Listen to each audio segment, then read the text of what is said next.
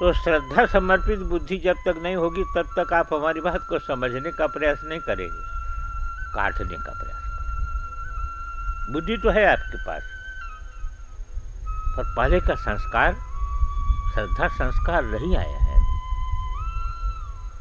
जब श्रद्धा संस्कार उदय होगा तो एक जन्म में, दो जन्म में वो जो है वह फिर वो काटने का, फिर एक एक शब्द को समझने का प्रयास आप करें। और यही श्रद्धा जब बढ़ जाएगी तब आप जगत के अनुभव को झुठलाने में समर्थ हो जाएगी। आप कहेंगे ये ठीक नहीं है, दिखता है पर ये जो गुरु जी कह रहे वही ठीक है, जो हम देख रहे हैं, अनुभव कर रहे हैं, वो ठीक नहीं। तब आप इसको समझेंगे। यद्यपि प्रत्येक क्षण आपको ये अनुभव होना चाहिए, क्योंकि पिताजी का शरीर जब चिता पर बालक जला दिया है, तो इतना तो उसको अनुभव होना चाहिए कि नहीं कि पिताजी शरीर नहीं थे। क्योंकि वो कहता है कि पिताजी तो स्वर्ग गए, तो शरीर को स्वर्ग जाना चाहिए था। शरीर स्वर्ग नहीं गया तो पिताजी शरीर नहीं थे, प्रत्यक्ष है कि नहीं। और वो शरीर पिताजी का होता तो पिताजी साथ में ले जाते, तो साथ में भी नहीं ले गए। न पिताजी शरीर थे न उनका शरीर था, पर पिताजी गए। लोग तो यही झगड़ा करते हैं, परमात्मा निराकार है कि साकार है।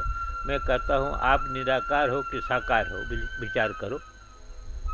पिताजी निराकार थे कि साकार थे?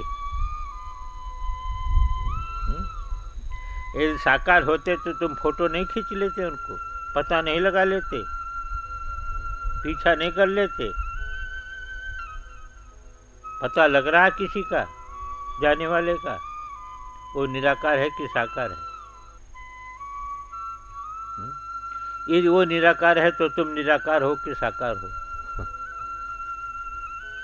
विद्युत में कोई भी व्यवहार उपकरण के बिना नहीं होता, पर उपकरण विद्युत नहीं है। तुम्हारे में कोई भी व्यवहार इस उपकरण के बिना नहीं हो सकता, पर बुद्धि से लेकर के सब उपकरण है, यंत्र, इसमें सभी यंत्र लगे हुए, इसी यंत्र से व्यवहार हो रहा है। ये उपकरण के बिना आप में कोई व्यवहार नहीं है, जैसे विद्युत में उपकरण के बिना कोई व्यवहार नहीं है ना। परंतु जैसे उपकरण विद्युत नहीं है, ऐसे ये कार्यकरण संघात आपका स्वरूप नहीं हो सकता। कितना साफ है, पर नहीं, वो साफ नहीं है। बहु नाम जन्म नाम।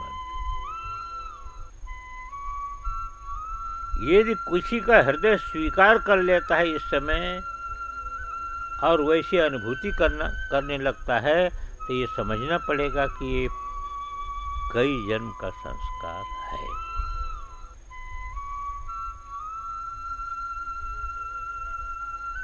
पिछले जन्म में नहीं स्वीकार कर पाया था।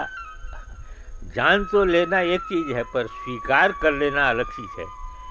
स्वीकार नहीं कर पाया था, पर स्वीकार करना चाहता था, और अंदर से यही निष्ठा करता था कि यही ठीक है, स्वीकार कर लिया। बहु नाम जन्म नाम, यही ज्ञान हुआ। ज्ञानवान सन, ज्ञानवान सन माम प्रपद्यते। वो ज्ञानी भक्त क्या है? ज्ञानवान हो करके मेरी शरण में आया। इसका विवरण 18वें अध्याय में है, वो विस्तार है, समझे ना। इसी को पराभक्ति कहते हैं। 18वें अध्याय में देखो, इसी को पराभक्ति बताया, समझे ना। पहले संक्षेप में ज्ञान का प्रकरण आया, कैसे कैसे ज्ञानवान होता है।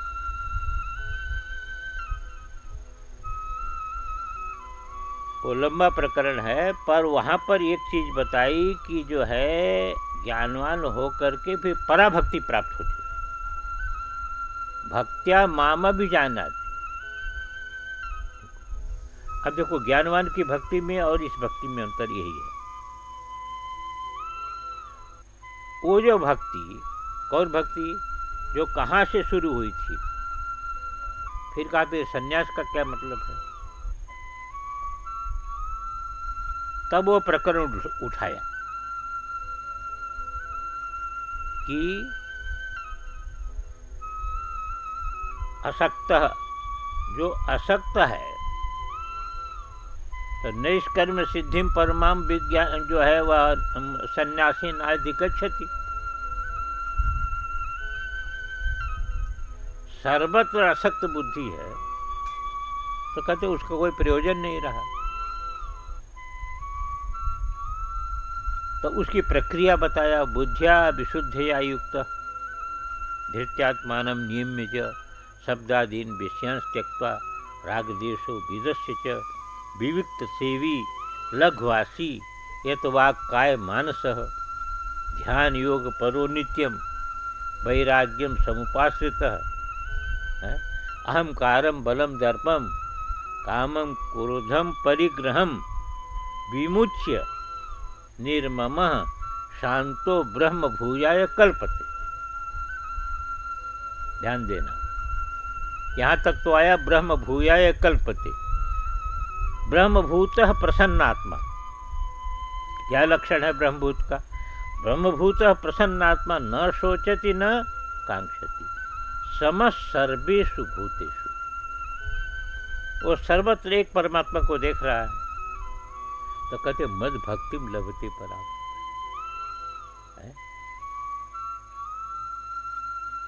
देखो इसकी चर्चा वो है,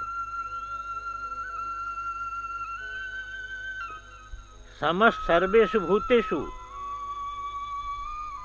मद भक्तिम लभते पराम। ये पराभक्ति क्या है? ये पराभक्ति, यही ज्ञान रूपा भक्ति है। इसके बिना भगवान के वास्तविक स्वरूप को जानता नहीं है, अपने वास्तविक स्वरूप को जानता नहीं है। भगवान को पकड़े है, भगवान उसका सब काम करता भी है, पर भगवान को सविशेष जानता है, कण कण में व्याप्त कहता है, अनुभव नहीं करता। पर भगवान को मानता है और भगवान सब काम करता है। तो कहते हैं कि मुझे वास्तविक कब जानता है? देखो इस भक्ति के द्वारा। पहले ज्ञान बताया ना, ब्रह्मभूत प्रसन्न आत्मा न शोचते न कांक्षति समस्त सर्वेषु भूतेषु मद भक्तिम लभते पराम भक्त्या माम अभिजानाति यावान यश्चामि तत्त्वतः। इस ज्ञानात्मिका भक्ति से वास्तविक रूप में मुझे जानता है। अब तक भी मुझे जानता था है? अब तक भी मुझे जानता था, उसके भक्ति से मैं उसके वश में था, परंतु मेरे वास्तविक रूप को नहीं जानता। ये पराभक्ति से मेरे वास्तविक रूप को जान लेता है, और जिस समय वास्तविक रूप को जान लेता है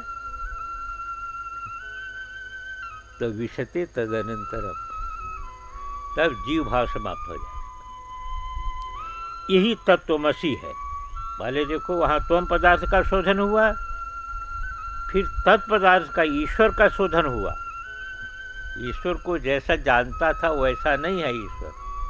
भक्त्या, उस भक्ति से मुझे जानता है जैसा मैं हूँ। अब तक तो सगुण साकार ही मुझे जानता था, मैं केवल सगुण साकार नहीं हूँ, वह मेरा वास्तविक स्वरूप नहीं है। चमत्कार उसमें सब कुछ है। उपकरण को लेकर के विद्युत में सारा चमत्कार है, पर उपकरण वाला विद्युत नहीं है, उससे रहित ही है। तो भक्त्या माम विजानाति यावान यस्यास्मि तत्वतः ततो माम तत्वतो ज्ञात्वा विशते। यही है कि जो है वह अनेक जन्म संसिद्ध ज्ञानवान माम वासुदेव सर्वमिति।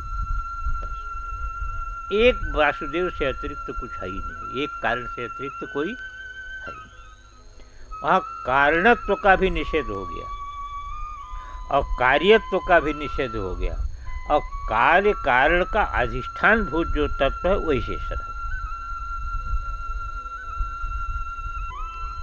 तो कहने का तात्पर्य है कि गीता में इस बात को कहाँ पर किस दृष्टि से कहा गया है और कैसे वो स्थिति प्राप्त होती है, इसके लिए लगे रहो।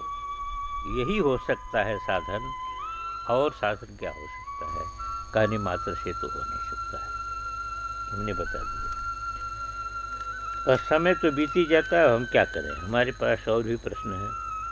संसार के संबंध जीव को रुलाते हैं, ठीक है, परंतु प्रभु से बिछड़े हुए अनंत जन बीत गए, उसके लिए क्यों नहीं तड़पन होती?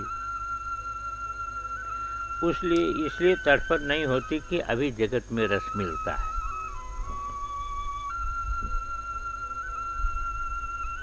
कभी कभी जब थप्पड़ लगता है यहाँ पर तो स्मरण कर लेता है, बस इतने कर सकता है, और क्या करेगा? जब थप्पड़ लगता है तब समझता है कि यहाँ तो कोई मेरी वेदना को जानने वाला नहीं है। जगत ऐसे है,